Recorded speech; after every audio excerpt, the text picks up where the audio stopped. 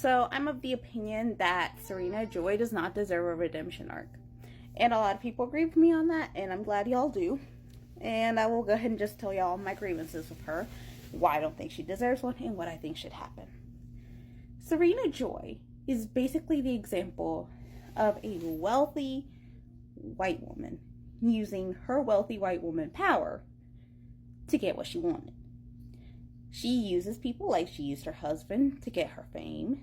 She used the whole overthrow to try to give herself power, only to realize she was not going to get any power because she had a uterus and not a penis. She used June as a scapegoat for her problems, a punching bag, and to give her a baby. She used Nick to also give her a baby by making him be with June in the biblical manner. And she was totally fine with women losing their jobs, losing their husbands, losing their kids, losing their voices, their ability to do anything fun that's not knitting or gardening or pretending to be sick so other people go visit you. She was fine with people being strung up on the wall because they were not what Gilead wanted. And she was fine with people dying because they were not what Gilead wanted or would not conform to Gilead.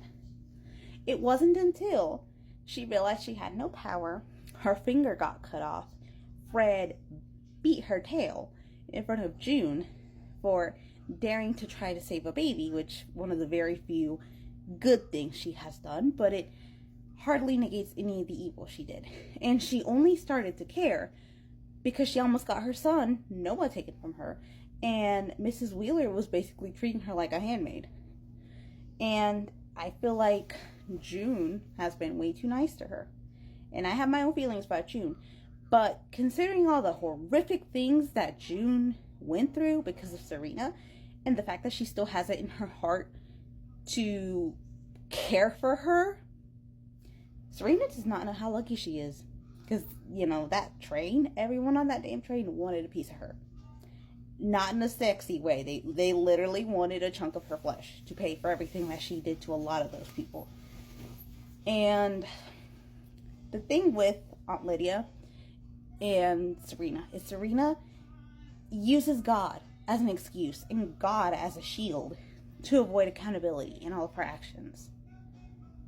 And of course she pretty much pulls the shitty version of a YouTuber apology for TV in New Bethlehem. But no one is buying it. On top of that, Aunt Lydia, in her brain, as deranged as it sounds, she genuinely believed that what she and the handmaids were doing was something that God wanted, something that God commanded, something that was holy, that was sacred.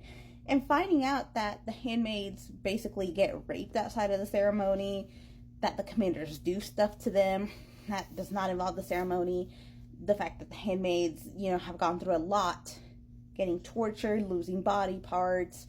And of course, when she finds out that handmaids that did successfully have kids end up as Jezebels.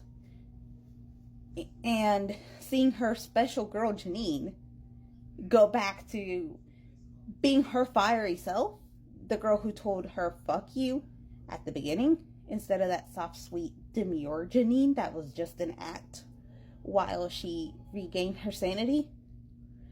I think that was her last straw. And I think we're about to see something major change within Aunt Lydia. But Serena, no. And yeah, even though they technically are holding her son over her head, she happily went back to Gilead if it meant that she had some semblance of power, even though she knows that it's bullshit and that she's really only a prop to them. And I really hope we see her hanging on the wall, because bitch does not deserve any better.